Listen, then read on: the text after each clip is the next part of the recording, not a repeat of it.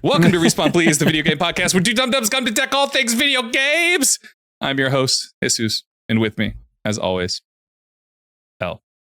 Ell, how are you? I'm doing well. I'm doing pretty good. It's another long week, but a lot of great stuff came out. A lot of great games I've been playing, and yeah. Yeah, nice. Yeah, what about you? I'm just sitting around waiting to leave next week. I realized that I'm just like, I don't really have too much to do except for like editing stuff for the podcast and all that. Mm-hmm. And I'm just like, man, I don't know what to do with my time.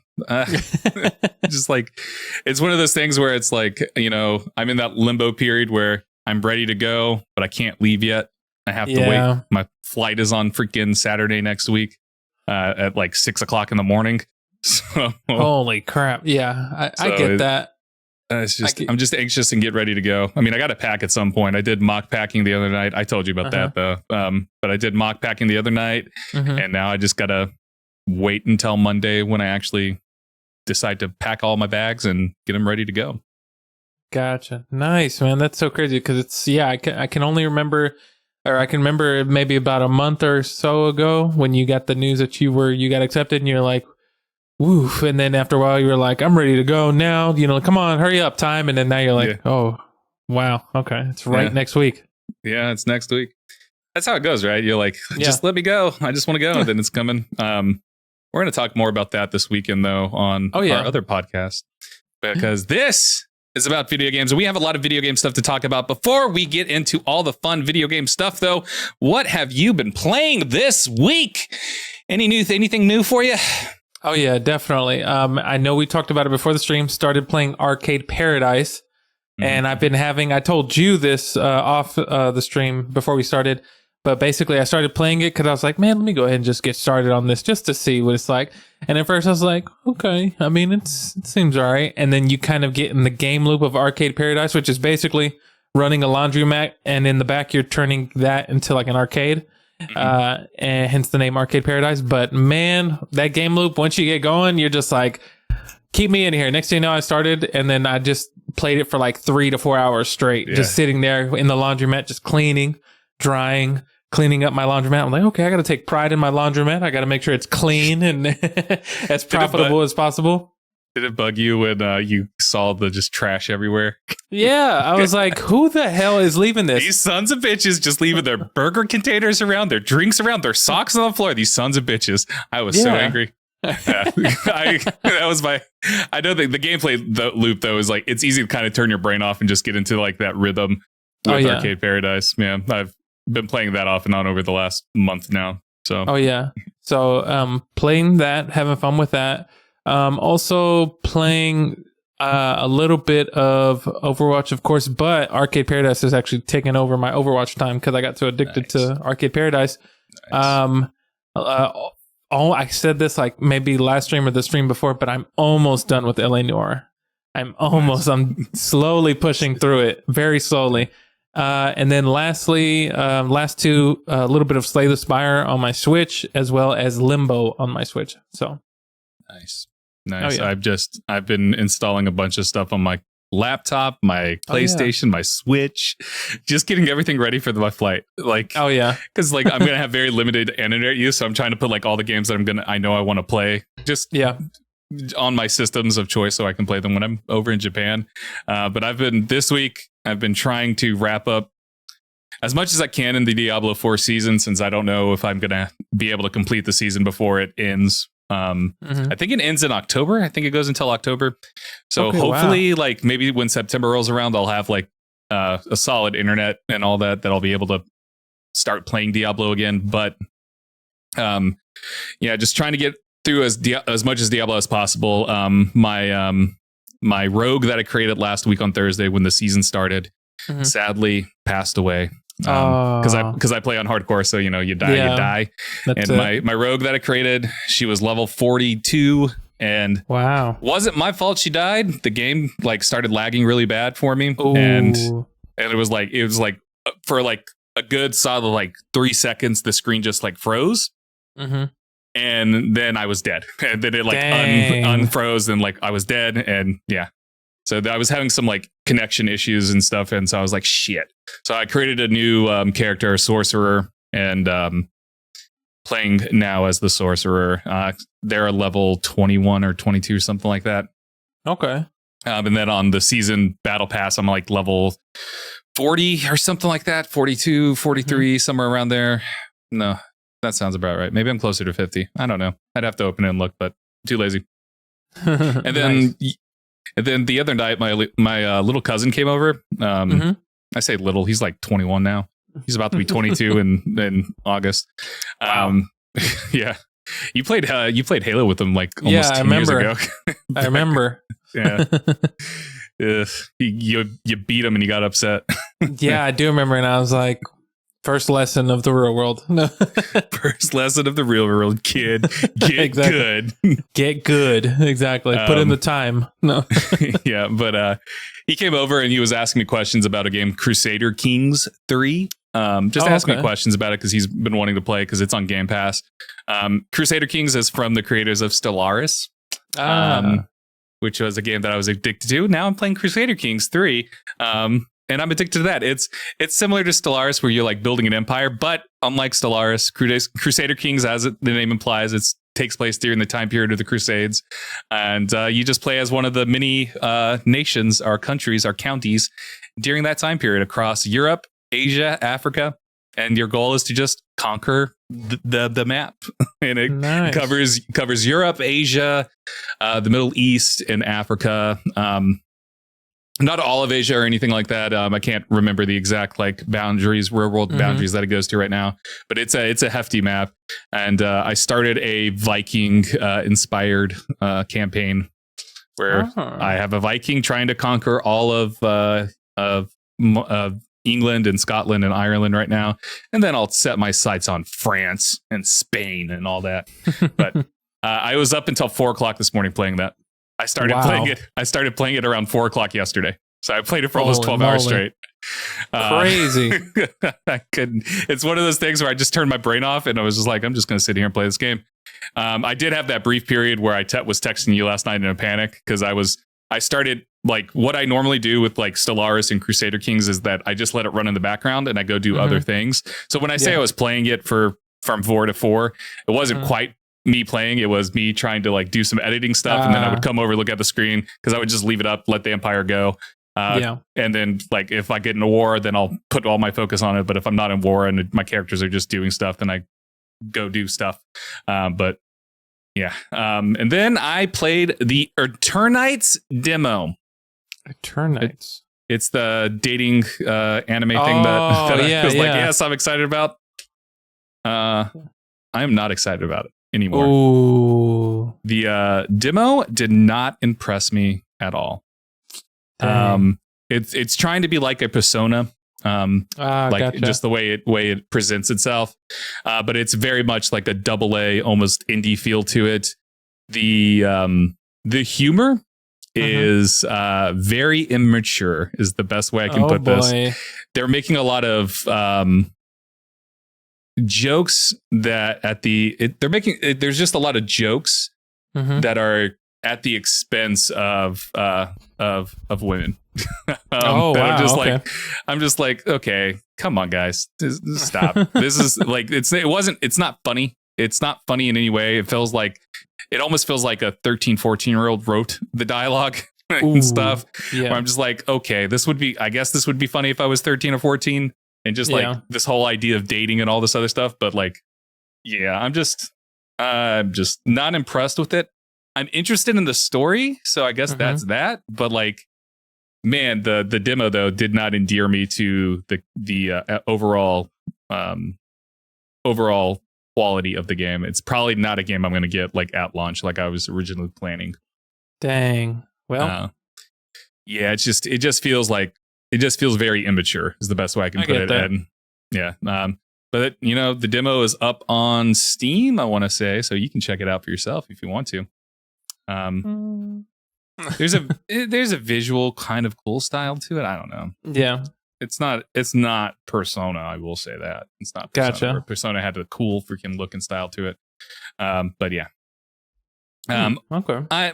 I'm not dismissing it completely. I'm just not as excited about it as it was before, you know?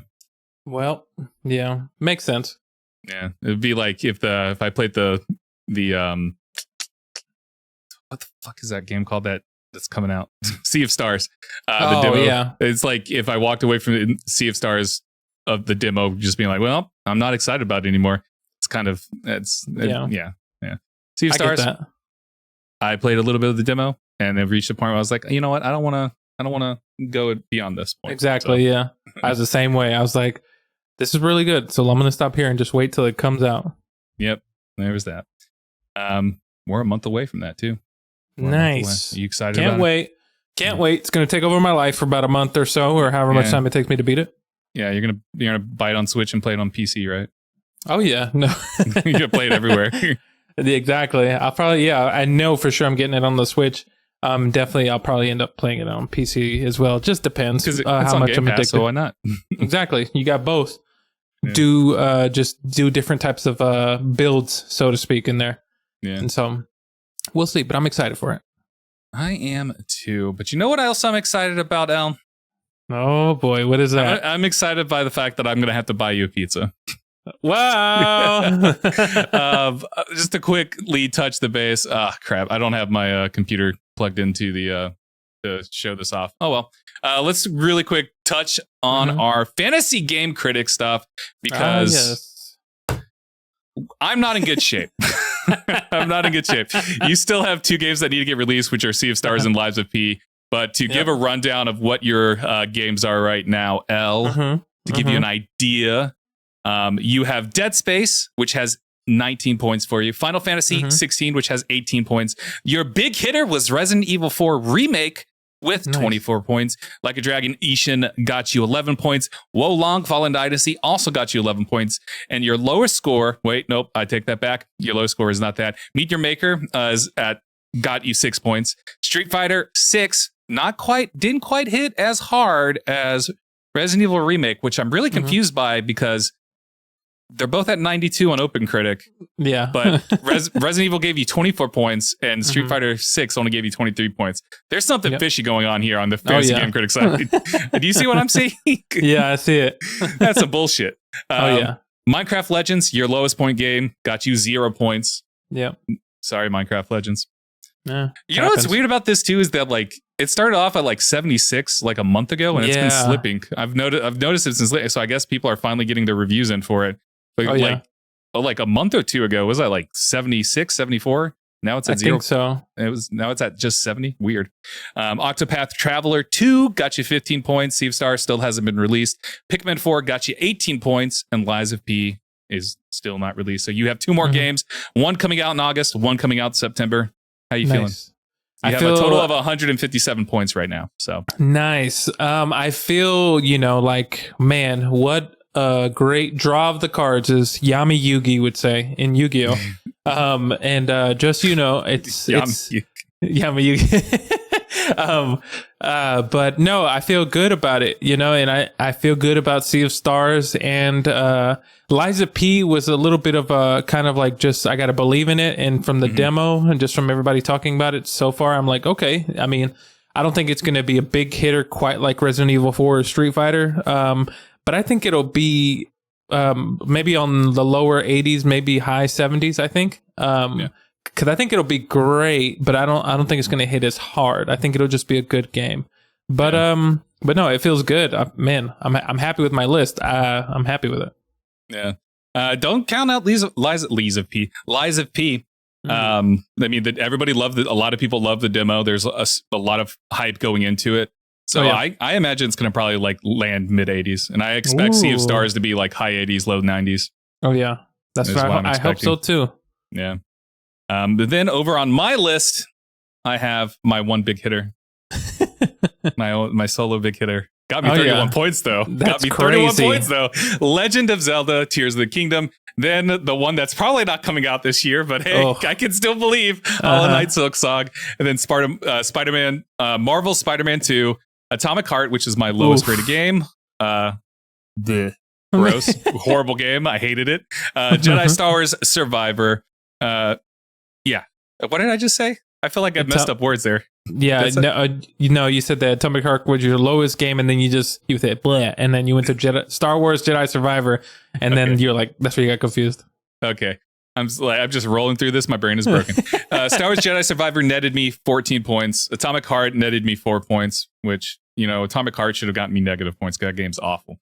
Diablo 4 has gotten me 18 points. I'm waiting on Forza Motorsports, which I imagine because Forza Motorsports always review pretty well, like usually high 80s, low 90s. So I'm expecting that for Forza Motorsport, like everything that all the previews and stuff and all the just stuff I've seen of it. While I am not a racing car person at all, I expect Forza to kind of follow suit with all the past ones because people love Forza, the tech behind Forza.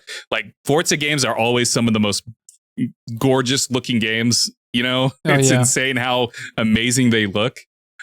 So I fully expect Forza Motorsport to high 80s, low 90s. What about you? Do you have a prediction for Forza? No, definitely. I think Forza, like you said, Forza is usually also one of those games that's usually displayed whenever any racing games are always like displayed whenever a new console is coming out, just because of how beautiful they look and how gorgeous they look. And Forza's no exception. And of course, Forza, like you said, people tend to love playing that game. I mean, they just, it's a lot of fun, and it's basically one of the go-to racing games. I mean, I'd say it's probably one of the most popular besides Gran Turismo. And I mean, I don't even really know anybody. I was going to say Need for Speed, but I don't think anybody really talks about them as much as they used to. Didn't a Need for Speed come out last year or something like that? Yeah. But I heard nothing but crickets. It's Need for Speed used to be huge back in back when we were in college, because I remember people playing it all the time and stuff. I mean, talking about it. I think it hit its peak whenever what is it, Need for Speed Midnight Club or something like that came out. That was that's one that people tend to talk about. They want a like a remaster or a remake, just because of how great it was. And I remember playing that. But Need for Speed, man, I remember early PlayStation, they were like the racing game next to Gran Turismo, like as far as not necessarily strictly racing, but it was like a lot of fun running from police and all that stuff. And then somewhere along that way, after Underground or something like that, Forza came in and just kind of took over the top spot. Yeah.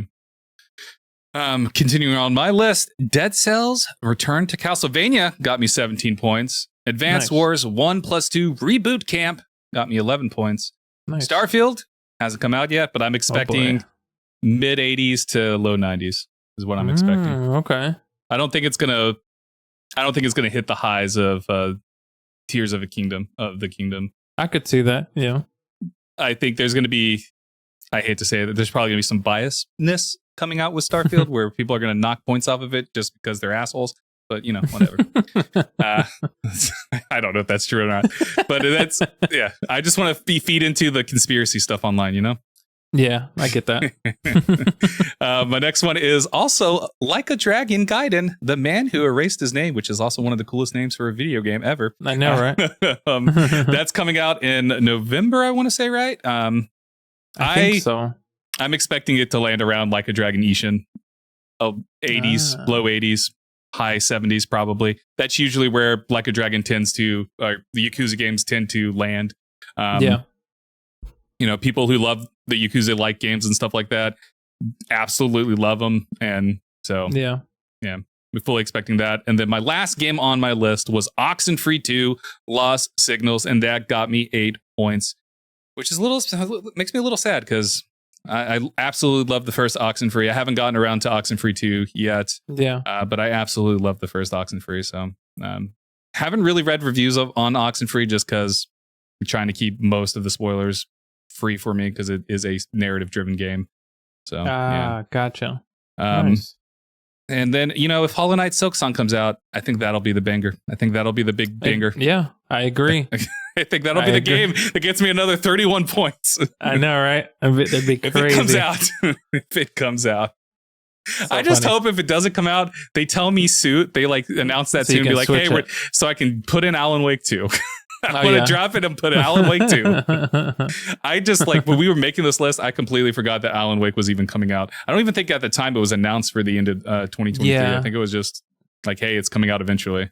Exactly. That's all it was. Yeah. Yeah. So crazy. Now I want to drop Hollow Knight Silksong for Alan Wake 2, which I think Alan Wake 2 is probably going to land in mid 80s to low 90s as well. I could see that too. Yeah, definitely. It has the hype behind it. Yeah. But those are our check-in with this. How are you feeling? You're predicted to have 178.9 points by the end of all of this, and I'm projected to have 161.3. Wow.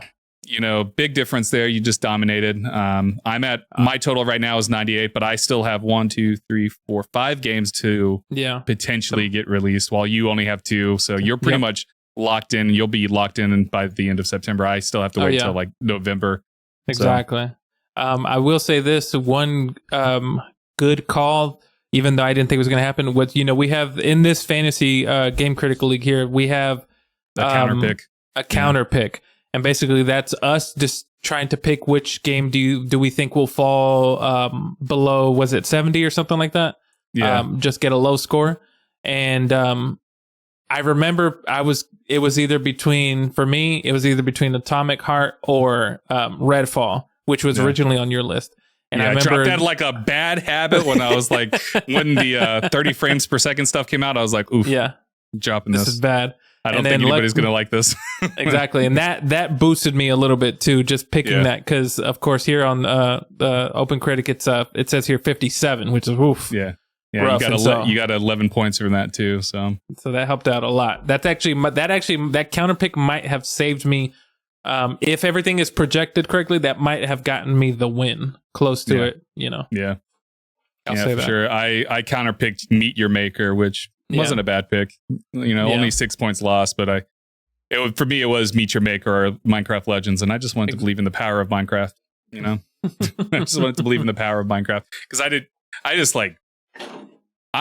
since Meet Your Maker has come out, I haven't heard a single person talk about it. Oh yeah. We talked about the reviews, right? Yeah. A couple months ago when it came out, and I remember you going we need to play, and then no one talks about it. Just no one talks about it. Yeah, just jumped off a cliff. Yeah, it was a free game on PlayStation Plus 2, I believe. And it just fell off the face of the earth. Oh yeah. I don't know. I wonder if people are still playing it. Maybe there might be a dedicated fan base to it, kind of like how you're the game Payday, has a dedicated fan base or something like that. Payday 3 is coming out soon. Oh, it has mostly positive on Steam right now. Meet Your Maker. Yeah. Nice. I think the big thing that I've been seeing, big thing I remember seeing at launch was that a lot of the places felt samey. A lot of the creations felt samey because there wasn't too much difference in creating the obstacles and stuff like that. So yeah. So maybe they've added more packs or something. Maybe, I don't know. Maybe. But, yeah. So looks like I'm gonna have to get you a pizza or something. Maybe. Nice. I mean, I'll hold off until October, and then October will be more clear. If Silksong still hasn't been announced yet, then I'm pretty much screwed, because if they haven't, they have not said they're not coming out, then Silksong's going to be stuck on my list forever. Damn it! Exactly. Well, we just have to wait a couple more months. Yeah. Hey, but at least I avoided Redfall losing a crap ton of points. Redfall. Definitely. All right. So moving on from our look at Fantasy Gaming Critic League, we're going to talk about a wonderful little show called Twisted Metal. Is Twisted Metal actually good? We're going to take a look at some reviews. Well, just a singular review. But right now, even though this is not really a video game, this is, parallel to video game. Twisted Metal was a video game first. But we're going to look at the reviews for Twisted Metal, the show. It currently has a 63 on Rotten Tomatoes, which is technically a fresh rating. If it goes below 60, right? Or is it 55 is when it goes rotten? It's one of the two, right? Yeah, it's one of those. So not quite on the rotten side yet. So people are, the critics are relatively high on it. And then it has a 92 on audience score. So, oh no, it just went up to 65 on the review scale. Oh, wow. Because I just looked on it. So, all right, take that back. It's 65 on Rotten Tomatoes, not 63. It changed since we started the stream. Holy moly. But IGN gave it a review, and IGN's Matt Flower gave it an 8 out of 10, saying, Twisted Metal is absurd and hilarious in exactly the ways you want a dystopian cannonball run to be. Yes, it matches the game's crude humor, but mostly it springboards from there and creates its own dark, warped wasteland sensibilities. During the backstretch of the season, there's a little bit of joke fatigue, but the demented tapestry presented here, grown from the seeds of the games and expanded into something workable as an ongoing series, is delightful. Mackie and Beatriz may play characters you root for, but also love to see get into impossible situations. Meanwhile, Church and Joe Arnett provide the order and chaos out on the open road, making for a believable powder keg of violence at all times. This show is so dumb as only clever people could achieve. So I've been watching it. I started watching it today. And I got to about I finished episode 5, started episode 6, and then I was like, I'm going to just hop on and get ready for the stream and all that and get the doc ready for the stream. And I'm my feelings on the show are it's okay. It's just okay. I'm not somebody that I don't know. I'm not familiar with what Twisted Metal outside of the name brand and outside of knowing who Sweet Tooth is. Like I never played the Twisted Metal games. I don't even know if there was ever a story for them or anything like that. Ell, you can speak to me because I know you're a big fan of Twisted Metal, right? Yeah, definitely. So, super, but yeah. Go ahead. No, go ahead. So I was gonna say super big fan. I love Twisted Metal. Okay. But the show for me is like it's okay. It's a stupid, dumb, fun kind of time. Is the best way I could put it. It's not going to make you think. Like it's not like some deep intellectual thing, but it is relatively fun at times. There's a lot of violence, some really cool moments as well. I do think I'm going to use his wrestling name. Samoa Joe plays Sweet Tooth really well. He plays the physicality of Sweet Tooth while Will Arnett is the voice. And so Samoa Joe using his like body type works really well for Sweet Tooth. It's really fun to see how much fun they're having with that and all of that. How much he's having with all of that. And it's just fun at times. Sweet Tooth is the standout character for me compared to Mackie's character. I feel like Mackie's just kind of like the vehicle. I made a joke. He's kind of like the vehicle of this world kind of going around. He gets so the plot is relatively simple. He's what they call a milkman milkman. And basically he just he does deliveries between cities. So like there's cities that have walls up and then the areas in between cities are the wastelands. And so he gets tasked with driving across the US to deliver something to New Chicago. And he's in New San Francisco. That's where the journey begins. He has to go all the way to New Chicago. And that's how he meets Sweet Tooth and all these other characters and stuff. And so he's just going from there to there. And we're just meeting some wild, wacky characters along the way that are entertaining for the most part. And the show is pretty damn stupid. I feel like they're just throwing jokes out. They're just throwing jokes out at you. And most of them are not landing for me. Most of the jokes, I'm just like, whatever, this is stupid. Like, okay, whatever, I get it. There was a moment that made me laugh out loud. And it was in this episode 5 after Sweet Tooth kills a couple of people. He makes a joke about a hand and it just made me laugh. Like he was like handing a hand to somebody. He was like, I'm going to need that back. It was just, I don't know why that made me laugh, but it was like he cut someone's hand off and handed it to somebody else.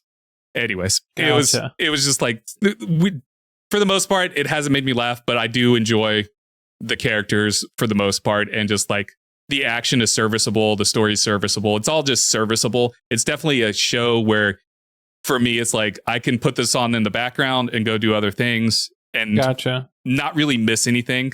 If I'm not like, even though I'm not paying attention, I don't feel like I'm missing anything, if that makes sense. You know what I mean? Like I can put the show on clean and stuff, and then occasionally look over and go, oh, something's happening. Cool.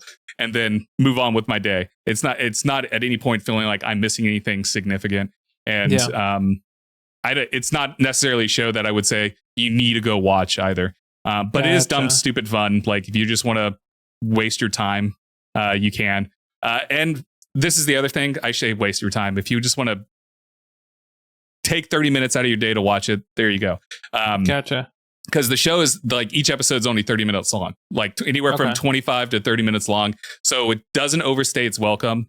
I did feel like episode 4, I want to say, felt like it was running long to me, even though it was only 30 minutes, where it's just like there was just a lot of not happening and it just felt long to me. But for the most part, it's respecting your time. It's only 25 to 30 minutes long, so you're not going to have to worry about too much. It's 10 episodes long, so I'm already, even though I started it today around, I want to say like 2:00 my time, I made it to episode 6, took a break from it, and what are you excited about it as a fan of Twisted Metal? So for me, initially I was excited, but so here's the difference, because I've played Twisted Metal since the first Twisted Metal came out on PlayStation 1. I played 1, 2, 3, 4, and I think after 4, if I remember, it's Black. And then after Black, it was I forgot what whenever PlayStation 3 came out, I think they had like not remade it, but made another rendition of it, rebooted it. Yeah. So the reason why I think initially I was excited, because I was hoping there's an opportunity for this to be, the one that I love the most out of all the Twisted Metals is between Twisted Metal 2, because I think it has some great, cool stories in there and cool characters. But Twisted Metal Black is one of my favorites. That's when Twisted Metal kind of took more of a serious tone. Because, I mean, when you think about it, it's this apocalyptic world where people are trying to kill each other to gain this wish from Calypso, who he's like the guy who kind of runs this thing called Twisted Metal. And people are trying to get him to give whatever they want, because he can give people anything that they want. And so, when I saw the trailers, and I know we had talked this on a previous podcast, or maybe just when we were off the podcast, but I was like, oh, it's more silly. Like, I was like, sure, it's silly, but like, I wanted more of that serious, like dark and gritty, like tone, maybe one day they will make it like that, or maybe they can make like a series where it's more serious. Because if you ever played Black, to me that's some of the best characters, the best like stories, like, and everyone has their own like story that's intertwined with each other, and so it's super cool. But I'm still gonna watch this regardless, just because of my love for Twisted Metal, and people saying that it's okay, and I'm like, okay, cool. At least it's not horrible, or it's like not bad. That's my thing with it. Yeah, I remember watching that trailer, because it came up during the PlayStation 4 show, or PlayStation, not PlayStation 4, but PlayStation Showcase. We were just like, what the hell? Why is this here? And it at that time, back in, I want to say May, right? I was like, this does not look good. The scene still doesn't hit for me when the scene shows up. I'm just like, okay, whatever. Because like the jokes continue after that, like not just like the song that he's dancing to and stuff. It goes on a lot longer beyond just what they showed in that trailer, and I'm just like, okay, please stop. Just there's just like, there are just so many moments for me as a viewer where I'm just like, the humor is just not hitting for me, and I think that's the big thing. There are some serious moments, surprising serious moments in the show, but for the most part, this is more of a dark comedy than I would say than a serious kind of piece. Like, it's definitely more violent and more comedy focused, because like the serious beats kind of like happen and then they get brushed aside and they move on. Gotcha. Like a character dies and they are sad for like 2 seconds and then they move on. Because like Anthony Mackie's like, well, let's go. And it's like, okay. Even in like the first episode, Anthony Mackie like has like this long sort of monologue opening up, telling us about the world. And he's just like, and that's just life. And he like talks to the camera too, which is fine. I don't mind the fourth wall break there, but it's just like, I don't know. This isn't endearing me to anything, but yeah. Gotcha. I had nothing else to do, so I watched 5 episodes. So, nice. Yeah, I'll probably check it out here over the weekend and watch a couple episodes just to see how I feel. Just because I think that the character Sweet Tooth, which he's kind of like the main character, or one of them. I mean, it's like, to make him funny, I get it, but it's like, man, he's a serial killer, and it's just like, if you know, like the Twisted Metal, like lore, or just background of like all the stuff he did, it's just like, oh, it's like, it's very crazy. And so to make him like a comedic type of thing, which is interesting, because even he's one of the few characters that, even though in the Twisted Metal world, like, the person Calypso who runs it, he kind of always does this thing where, you know, you tell him like what kind of wish you want, and he kind of plays with the way that you say it to give you not quite what you want. But like, I think there's one, as an example, is there's one story in Twisted Metal 2 where these people are like, we wish we could fly, and then he says, okay, it's done, and they jump off a building and die, and he's like, oh, I gave you these plane tickets so that you could fly, you know, kind of twisting their words a little bit. It's like that type of comedy.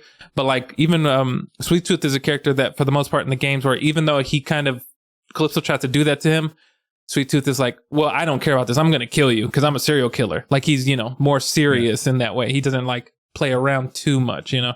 Yeah. Well, I'll tell you right now. Oh boy. And maybe this makes me mad. This is not really a spoiler. Maybe it's a spoiler. Do you want me to say it? I can not say it if you don't want me to. No, let me watch. I'll watch it. He is, I will say, his character plays more like a Joker than anything. The Sweet Tooth plays more like a Joker to me. In just the, like, in his mannerisms and the way he's like doing things. He's still a serial killer. It's just, he's a funny serial killer. But yeah, I mean, he's very similar to the Joker, and just kind of like that chaos. He loves chaos. But beyond that, I won't give you like the backstory. Like, you get because it happens fairly early on when you get introduced to him and stuff. So, but yeah, he is definitely, though, he's the standout character compared to Mackie and Beatrice. Am I saying your name right? Beatrice? Yeah, I think so. She's in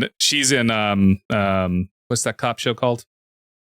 The cop Brooklyn show. Nine-Nine, the comedy one with Andy Samberg, right? Yeah. She's in that. She's one of the cops in that.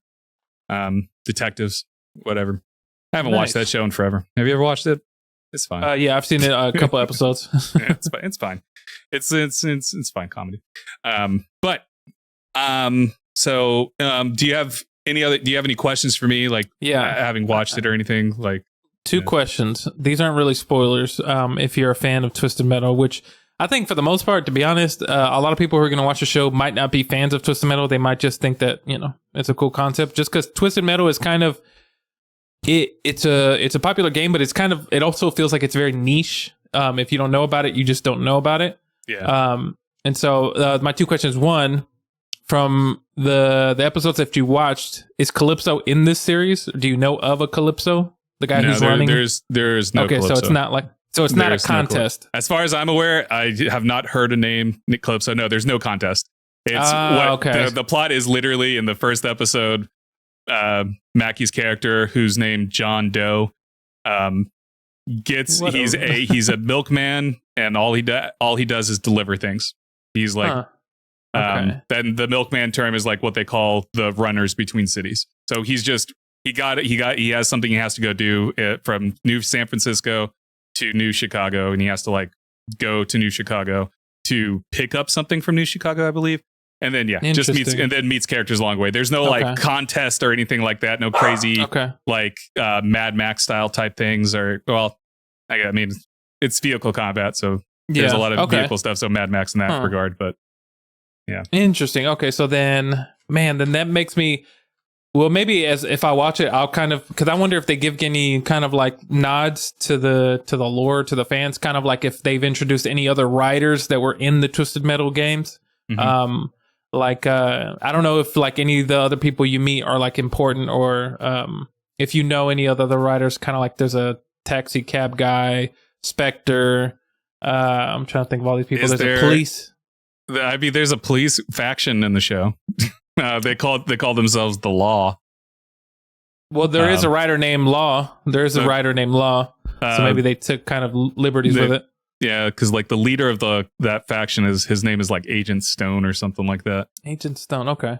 Yeah. Now because everybody's usually kind of generic, and they have like there's a police officer named Law, if I remember right. Mm-hmm. There's a guy, depending on which Twisted Metal you pull from, but okay, so that's actually all I need to know. I'll just take a look in it and kind of go into the show without.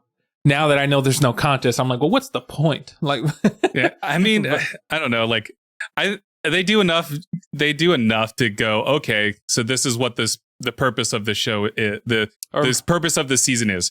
Yeah, it's exactly. And I will say, like, I think they're doing a good job too of video gaming the show. And okay. By that I mean, like, it feels like there's a moment in one of the episodes where one of the characters like, let's upgrade your vehicle. And Mackie looks and is like, I want those. And he points to like missiles. And later, by the end of the episode, sorry, this is a spoiler. It's not that important. But he gets the upgrade of his car and gets missiles put on his car. So it's like they have like video gamey moments like that where it's like, we're going to upgrade your car for you and all this other crap. And like, it feels like side quests from time to time. Like some of these episodes feel kind of side questy where like, oh, we need you to go do this for us so you can go back on your way. So we can upgrade your car or so we can give you this piece of information. So there's like some side quest type things going on too. So like, that's what I mean when I say video gaming. This does feel like a video game show. But with that said, it doesn't really, and I find this amusing, they don't highlight the fact that this was a video game. Like this was original. They say it's based off of Twisted Metal, but that's like in the end credits, when the credits are rolling by when people don't even pay attention to it. So gotcha. So they rarely make any mention of like this was actually based off of a video game and stuff. So if you don't even know that Twisted Metal, the show, is based off a video game, then like interesting. I just realized that Jonathan Mackie, I don't know if they're taking the lore, but you said his name's John Doe? Yeah, his name's John Doe. So there's a car in Twisted Metal Black named Roadkill, and the person who drives it is John Doe. And so they could be using the story that was in Twisted Metal Black where I don't know if Anthony Mackie plays into it, but John Doe doesn't know who he is. He doesn't know his past. That's part of that's established like in the first episode where John Doe doesn't know his past. He's like, I can't remember. I woke up in my car bloody. Okay. So then maybe they are kind of playing a little bit into it because that's kind of John Doe's in the video game, his story. And I know what happens, but it's a very interesting story. So I wonder, man, maybe it'll set something up to the end of the season of like season 2 Calypso. I don't know, contest starts or something. We'll see. But yeah, I mean, one of the so what on the reading descriptions, I like to read descriptions of shows. One of the last episodes is like new players enter the fray. So who knows? One of it's like happens on episode 9 or 10 or something like that. So who knows? Nice. Right now we follow Mackie's character and Beatrice's character. Beatrice's character, her name is Quiet. I don't know if that's a character from Twisted Metal at all, but her character's name is Quiet. And yeah, so because she didn't talk at first. I thought she was going to be like her character was just not going to talk at all, and I thought, man, this would be great because her facial expressions are amazing. And then she goes, motherfucker, at one point of the thing. And even Mackie's character even was like, what? And even I had a what moment when she said motherfucker. I was like, oh, now you're talking? I was like, yeah. I had that same reaction. Because like when we first get introduced to her character, she wasn't talking at all. And it's like a solid episode where she doesn't say anything. It's just like, what? Started talking all of a sudden. Sorry, I spoiled that. All good. It's no worries. Yeah. So now I'm a little interested because now I know that Anthony Mackie is kind of potentially. This is probably actually. Oh, my dog's. He's upset because I was about to say a spoiler. I was like, oh, I wonder if then they're. I don't. I'm interested now because I'm like, well, now that I've said that he's in the game, he's the driver of Roadkill. I'm like, ooh, this is interesting. I wonder if they're going to end it the way that the video game did. And so now I'm interested. Yeah. Okay, now I'm a little interested in there. Okay, so you're back. You're back on board. I'm back on board, and then we'll see, and then. By next episode or whenever the next time we do the pod, I'll be like either happy or upset. Yeah, we'll check in. Oh yeah. But with all that said, I'm enjoying it for the most part. I don't think it's bad by any means. It's serviceable. As somebody who has not watched or has not played Twisted Metal at all, like any of the games, because I was never like, I didn't have a PlayStation when those games were hot, you know? So yeah. I might have seen people play it. Maybe I watched you play it at some point or something, but like I never just played it myself. And just knowing little to nothing about it, it's serviceable. It's a fine show. It's not a show that I'm going to probably talk about 3 or 4 years from now, you know, but I get that. I mean, unless it's still going on, you know, maybe it's going to pull like a Supernatural and have 15 seasons. Whoa. Then I'll watch it for sure. No. I'll watch every single episode. Supernatural went on way too long, but let's not get into that. Instead, let's get into what are some other games you would like to see get made into shows. We've had this topic before, specifically for Nintendo properties, but now let's go beyond Nintendo. Let's take this question beyond Nintendo. What are some other video game properties out there that you think could make a good show, a good movie? We already have, you know, the Mario movie. We already have Last of Us. We already have Uncharted, which I guess Uncharted was fine. I don't know. If we want to get into the Duffy, you know, we had the Resident Evil movies. Oh, yeah. Some people like them. Some people don't, you know? Oh, yeah. There was a Resident Evil Netflix show that I want to say I watched like 2 episodes of. Oof. And people didn't like it, and I was just indifferent towards it, so I just stopped watching. Did you ever check that one out? Or no, I never watched it. I'm not too big of a Resident Evil fan. I remember watching a couple of the movies. I remember when the first Resident Evil movie came out, and I actually was hyped for it. And then when it came out, it's so funny. I remember thinking back to it. I remember watching it, and then I had played a little bit of Resident Evil, and then at the end of Resident Evil 1, spoiler, it shows the guy that gets saved by Veronica in the movie. You just hear stars, which is for Nemesis in Resident Evil 3. And I remember my little kid brain being blown away, like, oh my God, it's going to be Nemesis in the next one. And it was just crazy. And then after that, it just fell off. Yeah. The only thing I remember from the first Resident Evil is the hallway scene, the lasers. Oh yeah, yeah. People getting cut in half, getting chopped into little dice. Split into dice, yeah. Nice. But what are some games that you would think would make a good show, specifically on the show side rather than a movie side? What do you think has enough lore? I mean, I guess you don't need a lot of lore because I don't know how much lore Twisted Metal has, and it doesn't sound like it's using a lot of the lore from the Twisted Metal games to begin with. But what are some games that you think would make that transition well? Because we have Last of Us. And we have Twisted Metal, and Last of Us was awesome. It was pretty much, as someone who hasn't played the game, you don't really know this, but it's fairly consistent, almost a 1-to-1. Not quite, because obviously there's some things in the game that you can't do in the show, and vice versa. Yeah. But the show is fantastic. Twisted Metal, reviewing well, serviceable. What are some games? So immediately right off the bat, man, one show that I want to see, and I hope I get to see it in my lifetime, if a director picks it up, is I'd love to see the Red Dead Redemption series. I mostly want to see Red Dead Redemption 2 because I think that story in itself is beautiful. I loved Red Dead Redemption 2 with John Arthur Morgan, and I love that story. And you can start off with that series because it's a prequel, and then go right into Red Dead 2 with John Marston. And I still think Red Dead 2 is the stronger story, but I think, man, that would be perfect. Yeah, it's definitely like more cinematic too than the original two, because like they obviously different. They were trying to. The story style is very different, but like anyways, there are moments in that game like the first train heist. You know, when the Irish guy gets killed, right? Right? Yeah, the Irish. What's his name? Not O'Malley. I was about to say O'Malley. Anyways, that heist felt. I remember playing that, and it felt very cinematic. And then the fallout from that felt cinematic, and just like when like early on in the game when Arthur Morgan goes to collect the debt from the guy that gave him consumption, because he coughed on him. Like that moment, when you're like grabbing him and stuff, was cinematic. There's just like a lot of moments in that game that are cinematic that I think would translate very well to a show.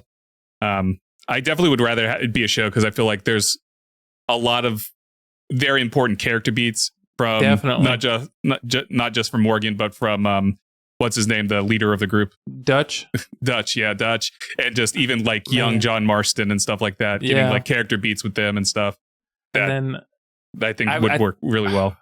And then I think about the turn whenever I can't remember the guy that you basically automatically hate because he's a conniving. Piece of shit. He's a piece of crap. I forgot his name. I can't remember either.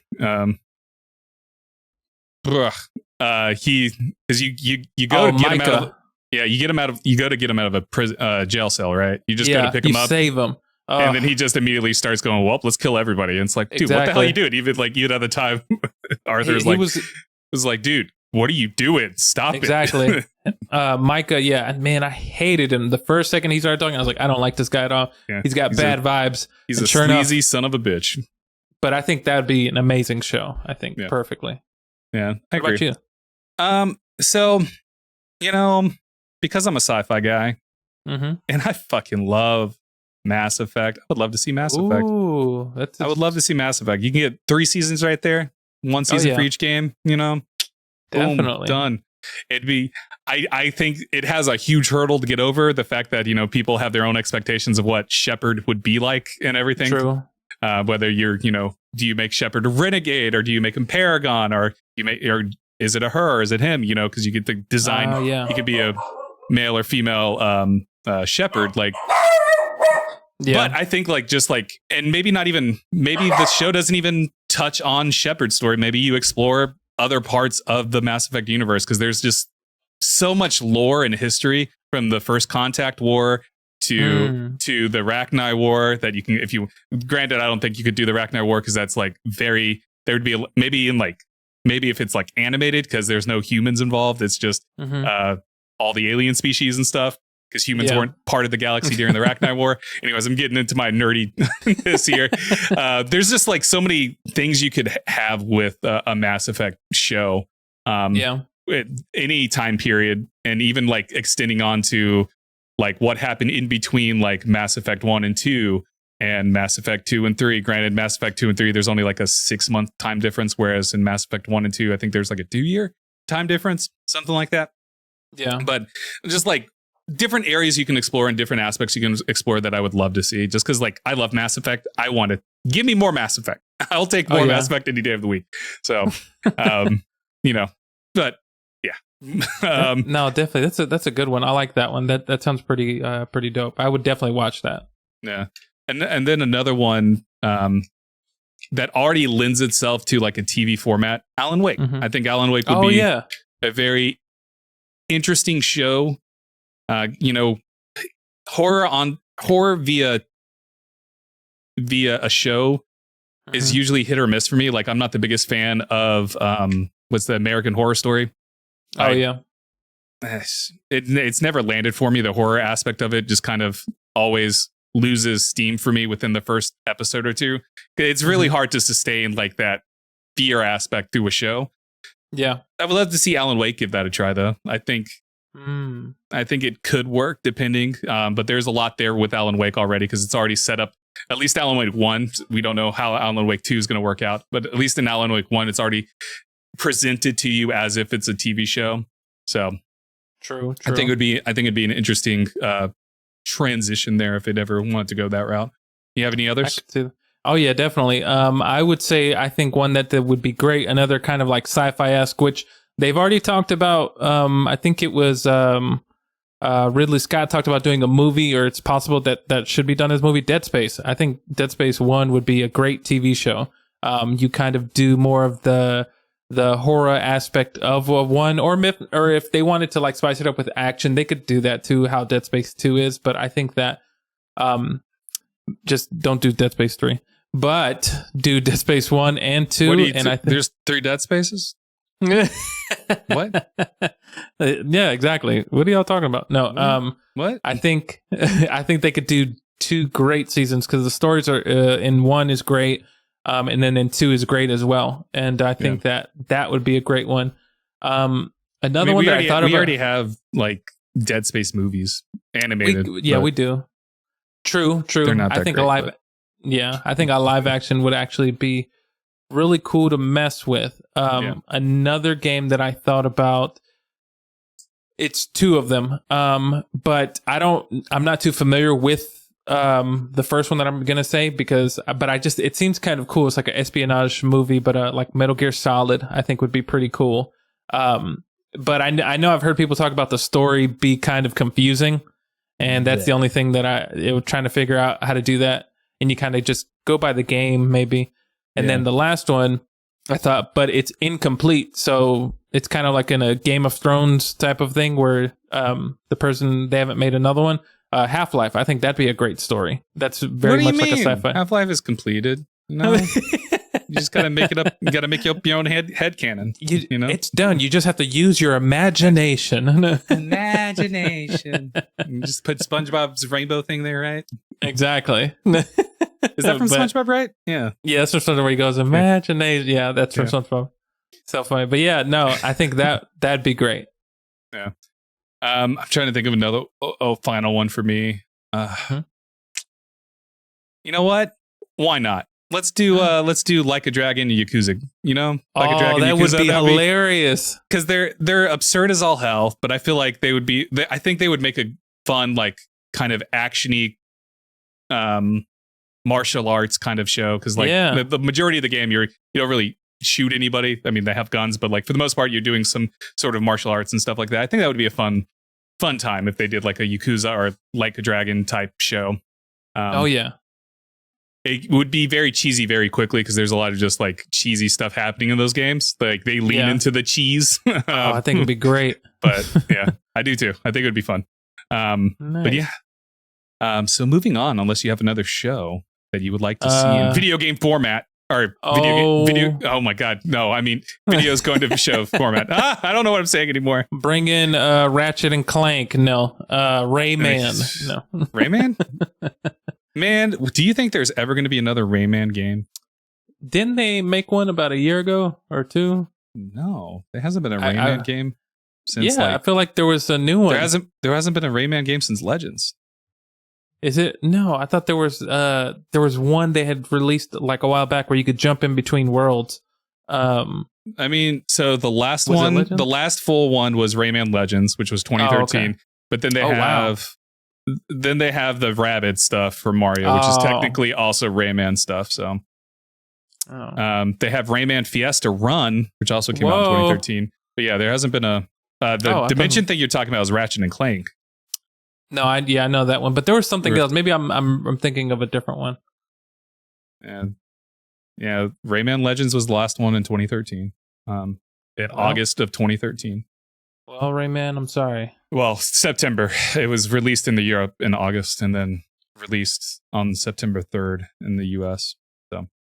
Oh, maybe it was Rayman Legends that I was playing. I had been playing some Rayman game because I used to play it, but then Rayman kind of didn't really grow as much as like your Ratchet and Clanks, your Jack and Daxters, or your Crash Bandicoots and stuff like that. Yeah, I'm just trying to look for other things. I mean, they had Rayman Mini, which was an iOS game. Oh. That came out in 2019.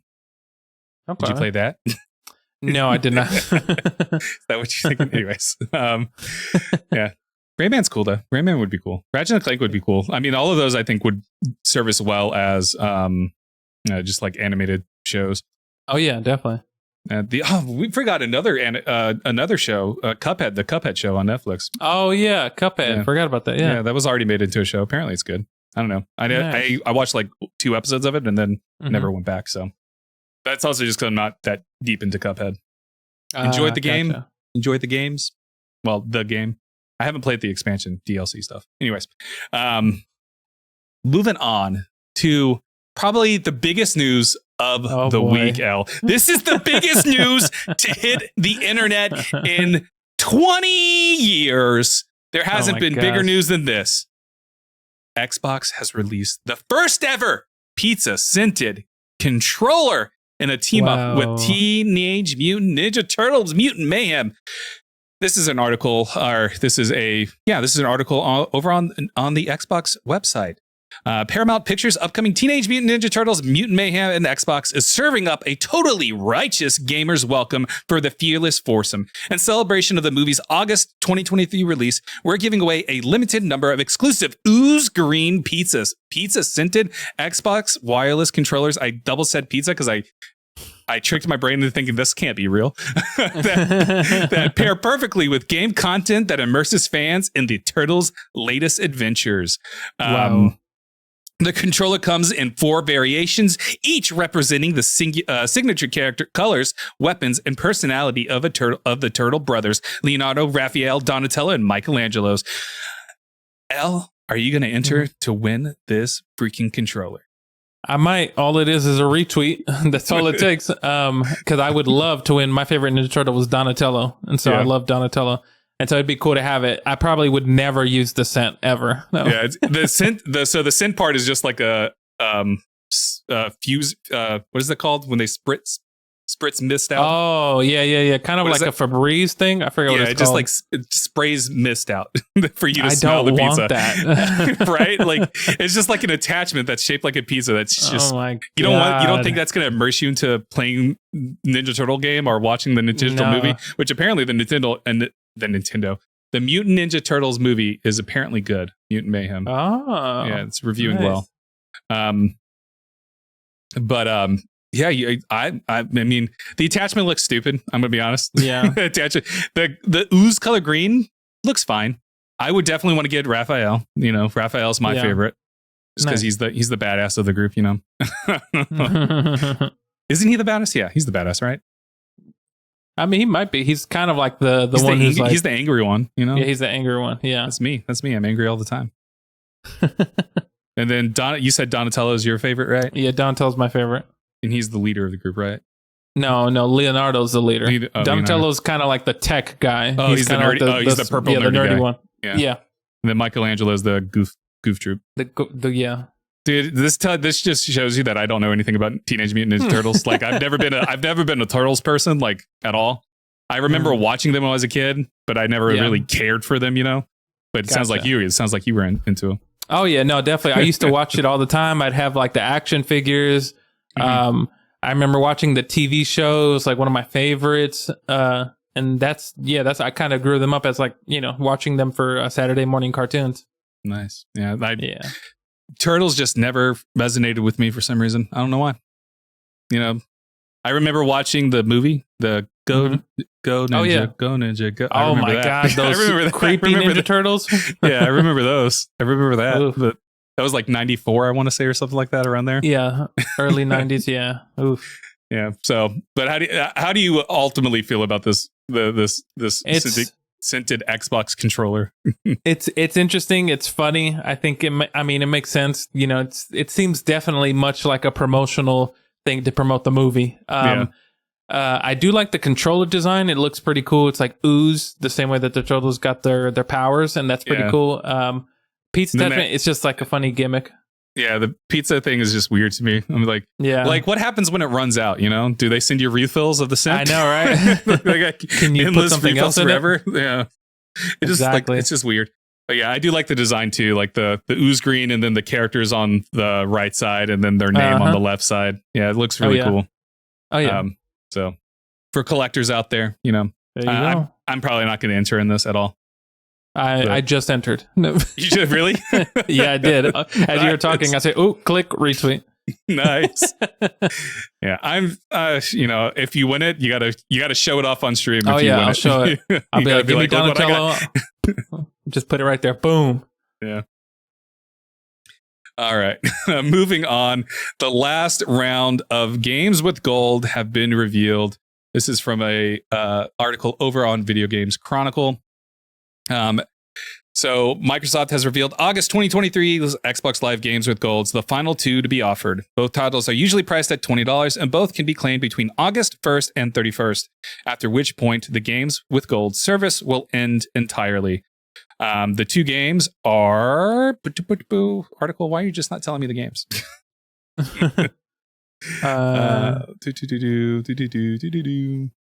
It's isn't one Darkwood, which expires on July 31st, and When the Past Was Around, No, those are July. Those are July games. You know what? This article's pointless. Isn't it the first one? I think I saw it up here. It was Internal's Drift. It's Internal Drifts. Oh. And then Blue Fire. There you go. Gotcha. Guy, this whole point, we got to edit this out. This was horrible. Anyways, the point is the shit's ending. Games of Gold finally going out the window. Al, do you feel anything about it? No, it's interesting because Games of Gold was definitely nostalgic for me, us in college and stuff, and just seeing those games with gold, and every month if you liked a game you could get it, or you get something discounted price, and we both had Xboxes, so you would always boot it up, and there it is to show, hey, this is the games with gold over here, and you'd kind of look at it, take a look if you wanted to buy anything, or if not, download a free game or something. Yeah. And let's be real, there hasn't been a good game going through the games with gold for a while. Or I shouldn't say good game. I'm sure there's plenty of good games that I've been going through that I'm just not interested in. But there hasn't been a game that I've been interested in quite a while. So, likewise. I don't know. It's just been kind of on life support. And then with Game Pass, it always felt weird to have why do you need this really if you have Game Pass type of deal? Exactly. So. I'm not worried about it. I don't really care. The other big news is that Xbox Live is ending and is going to become Xbox Core. I don't know if you saw the news for that. Yeah. So it's now going into a tier system where it's Xbox Core, Xbox Game Pass Console, Xbox Game Pass PC, and then Ultimate Game Pass Ultimate. So those are the tiers and all that, and just trying to simplify it and give it a name brand specific to Game Pass. And then Xbox Core is going to give you a Game Pass Lite version. You get 25 games, and they're going to expand that sort of catalog as time goes on. So, which Xbox Core is basically Xbox Live.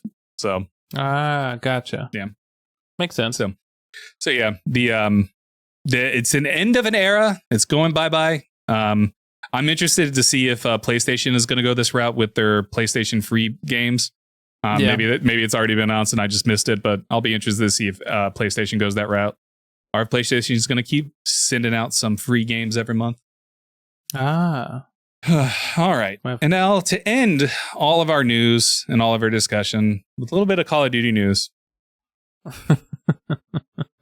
I'm just adding this because I was like, what?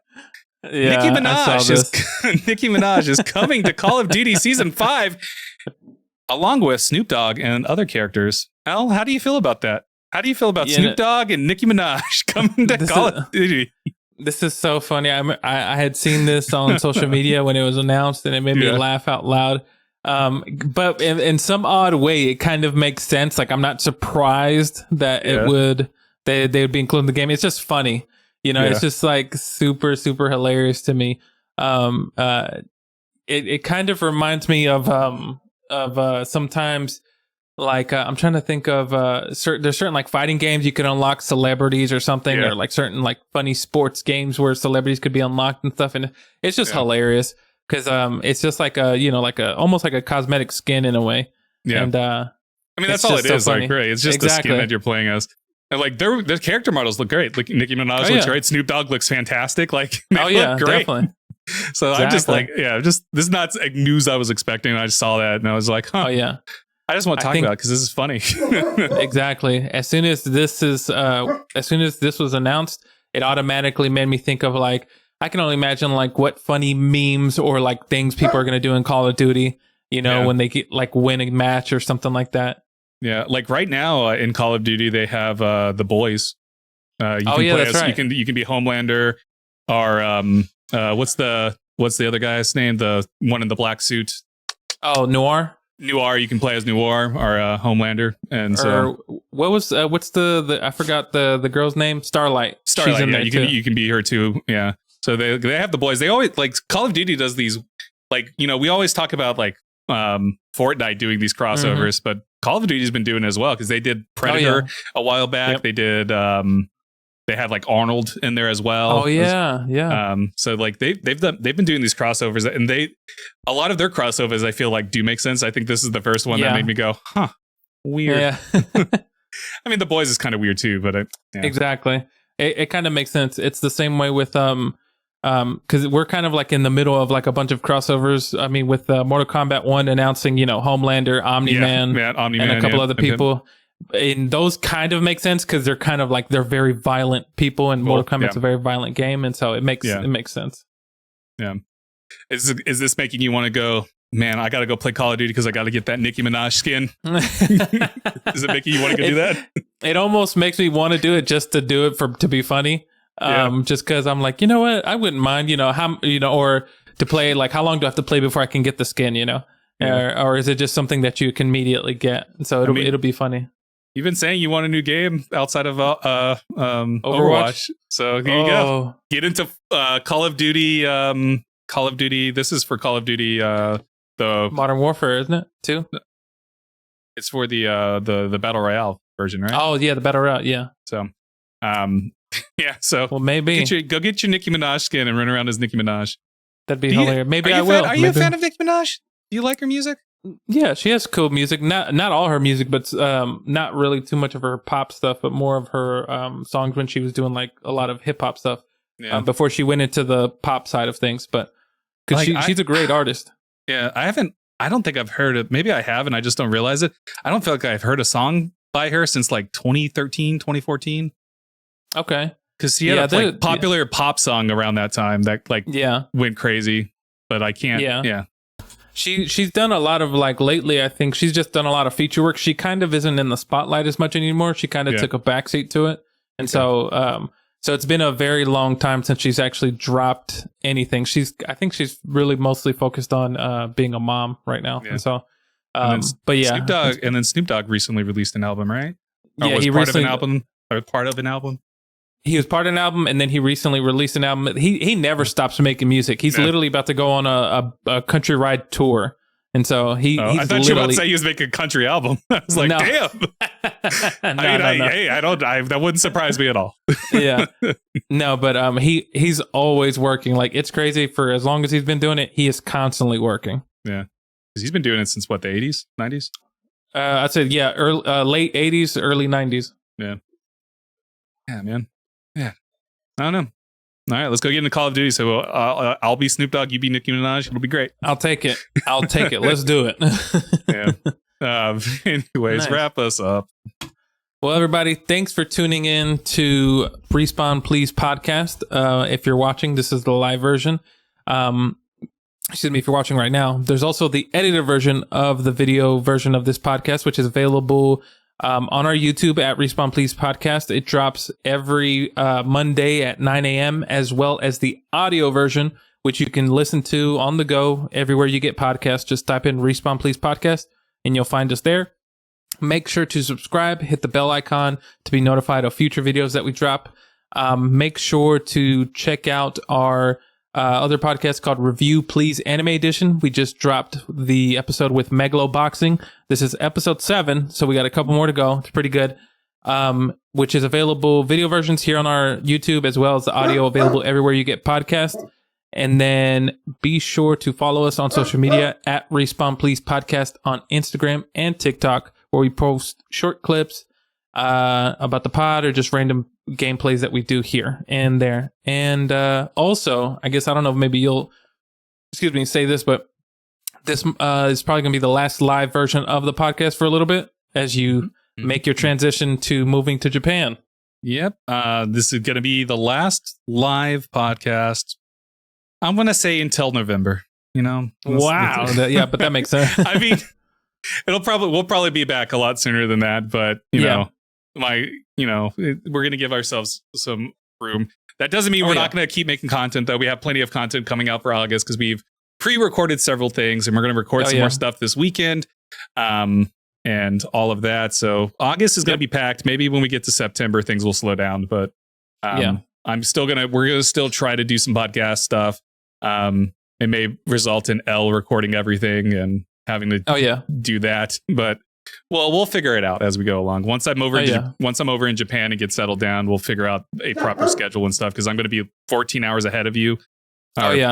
15 hours ahead of you, something like that. So yeah, it's going to be it'll be time difference. Oh yeah, so we'll be able to figure it. I think it'll work out. And so it's just you're in a transitional period, and so we're gonna be like, okay, let's just see how we can do this. And so it'll be interesting. Happy for you. Can't wait for you to get over there and experience. I'm gonna burn Japan down. Oh no, the whole name. No. Listen, I didn't tell you this, but I am Homelander. Oh no! And then the camera shuts off and everything just cuts out. And then I appear behind you and it's like, what's up? Oh my god! Oh god! What are you doing? No, Homelander. Man, I can't wait for the boys to come back. I miss that. I know, show. Me too. I'm excited. I can't wait. There you. We don't have to talk about it because I was about to ask if you're excited about the new season for the Omni-Man show. What is it called? Oh, Invincible. Yeah. Yes, I am excited. Yeah. Anyways, but thank you all for joining us. Thanks, everybody. A good weekend, and we will see you soon. Bye.